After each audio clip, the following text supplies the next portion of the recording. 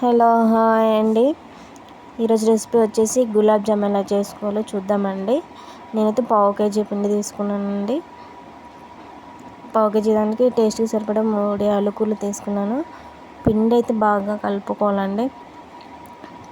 తడి మధ్యలో పొడి లేకోకుండా, లేదంటే మనం రౌండ్గా చేసినప్పుడు దాన్ని ఆయిల్లో ఫ్రై చేసినప్పుడు అనేది పలగడం జరుగుతుంది. సో అందుకే పిండిని బాగా కలుపుకోవాలి. ఎంత బాగా కలుపుకుంటే అంత బాగా వస్తాయండి. ఇలా బాగా కలిపేసి పెట్టుకోవాలి. దీంట్లో కొంచెం సాల్ట్ కూడా యాడ్ చేయండి.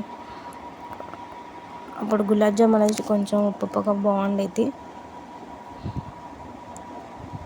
ఇప్పుడు వచ్చేసి షుగర్ పావు కేజీ దానికి పావు కేజీ గ్లాస్ ఉండేది కదండి. పావు కేజీ గ్లాసు నేనైతే పావు కేజీ గ్లాస్ ప్లస్ ఇంకా హాఫ్ గ్లాస్ కూడా తీసుకున్నాను. దానికి వచ్చేసి ఒక గ్లాస్కి వచ్చేసి 2 గ్లాస్ వాటరు. సో నేనైతే 1.5 తీసుకున్నాను కాబట్టి 3 గ్లాసెస్ వాటర్ కూడా తీసుకున్నానండి. 3 గ్లాసెస్ వాటర్ కూడా పోసేసుకోవాలి. దాంట్లో వాటర్ పోసేసుకొని ఒక 10 మినిట్స్ పక్కకు పెట్టుకోనండి. పిండిలో కొంచెం సాల్ట్ కూడా వేసుకొని కలుపుకోవాలండి. ఎందుకంటే మనం ఇలా గులాబ్ జామ్ తినేటప్పుడు కొంచెం ఉప్పుగా టేస్టీగా ఉండైతే వేసుకోకపోయినా నో ప్రాబ్లం. సో మేమైతే యాడ్ చేసుకున్నాం. మీకు నచ్చితే వేసుకోండి. పిండి అయితే బాగా మిక్స్ చేయాలి. 1 స్పూన్ ఆయిల్ కూడా వేసేసి మిక్స్ చేసామనుకున్నామండి. పిండి అనేది చేతికి అంటుకోకుండా ఉండిద్దండి. సో దాన్ని ఇలా బాగా కలిపేసుకుంటే ఇలా అవుతుందండి. ఎంత బాగా కలుపుకుంటే మనకి ఉండలు అనేవి అంత బాగా వస్తాయండి. ఆయిల్లో వేసినప్పుడు ఫ్రై అవ్వవు. ఓకే, ఈ సైజులో చేసుకోండి, సరిపోతుంది.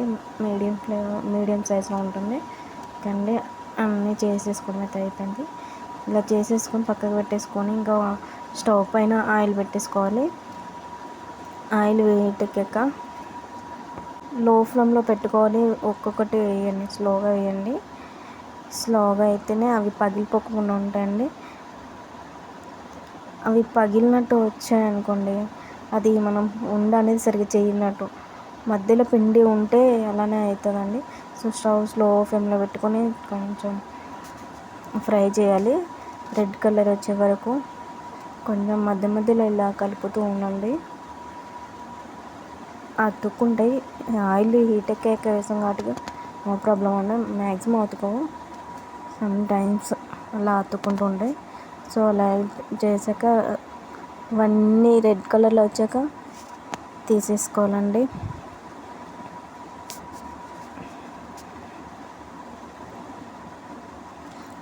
ఆయిల్ అనేది స్టవ్ అనేది సిమ్లో పెట్టేసుకొని వేసుకోవాలండి.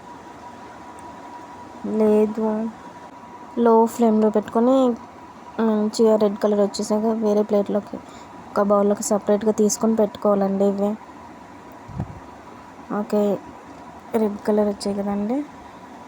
ఈ కలర్ అయితే సరిపోతుంది. ఇంకా తీసేసుకొని పక్కకు పెట్టేసుకోవాలండి. మరి రెడ్ కలర్లో బ్రౌన్లోకి వచ్చినట్టు అంత బాగోవు. ఎందుకంటే లో ఫ్లేమ్లో పెట్టుకున్నాం కదా, ఇది సరిపోతుంది. ఇంకా నేనైతే తీసేసుకుంటున్నాను. ఇదైతే జామ్ అండి. అది ఇంతకుముందు చక్కెర కలిపి పెట్టేసి చక్కెరలో వాటర్ పోసేసి పెట్టుకున్నాం కదా, ఇది స్టవ్ పైన పెట్టేసుకొని బాగా మసలు పెట్టుకోవాలండి.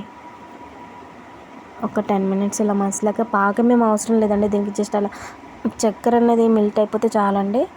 స్టవ్ ఆఫ్ చేసేసుకొని ఇంకా దించేసుకొని ఇంకా ఇంతకుముందు చేసుకున్న ఉండలు అయితే ఉంటాయి కదండి, అవన్నీ ఇందులో వేసేసుకోవాలి. ఆ వేడి పైన వేసేసుకుంటే వేడి కూడా తొందరగా వేడితో గుంజుకునేద్దండి ఉండ అనేది. సో మంచిగా ఉబ్బుతుంది. చూడండి, లాగుతుంది. యాలకుల పౌడర్ చెప్పడం మర్చిపోయాను. ఇది కూడా అందులో వేసేసుకోండి. ఇప్పుడే వేసేసుకోవచ్చు, లేదంటే ఇంతకుముందు మనం చక్కెర పాకం పెట్టేటప్పుడు వేసుకున్నాం కదా, అప్పుడు వేసుకున్నా నో ప్రాబ్లం. అయిపోయిందండి. 1/2 అవర్ ఆగి టేస్ట్ చూడండి ఎలా ఉంది చెప్పండి. ఎలా ఉంది స్వీటీ, బాగుందా? ఓకే, మీకు కూడా నచ్చినట్టయితే ఈ ప్రాసెస్ ఫాలో అవ్వండి, ట్రై చేయండి. Okay, bye.